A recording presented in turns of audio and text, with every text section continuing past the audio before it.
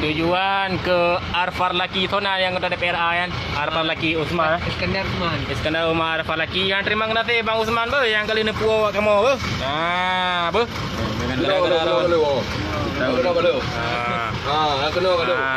terima kasih yang kali ni puak kamu. Lama ni lambui ni. Tengok buah wailam. TKE jalan tengah kahoi wakil lambu. Wakil kena nanggro untuk ni bui Cik Emma jaka. Jaka. Jaka naik jalan. Jaka empat Ronaldo. Apa kamu katung kamu apa? Ronaldo. Apa? Jaka Arfar Laki yang tujuan apa? Berjerau. Arfar Laki.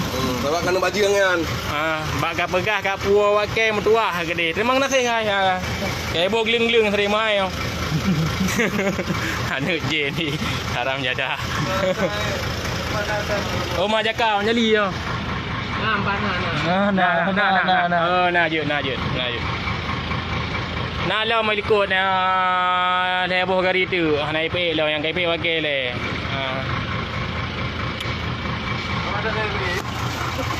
Balik ke kamera. Assalamualaikum Syaralung.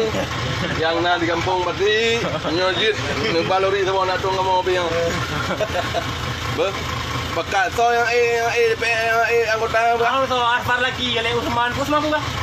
Iskandar Usman Arfar Laki ya. Iskandar Usman lagi. Ini bui dia. Ale bui barang jadah dah. Kenyan. Apa dah bagi dari Tagai Bumaga dikiriman tu.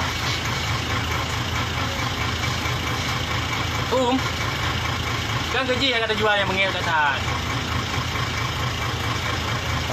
Doa gaji saja yang bak-bak musuh lah. Mayu. Yang kena rakan-rakan tanya, nyo nak patukan nak. Ni dah samna. Dia jaga remang nasi rada apa?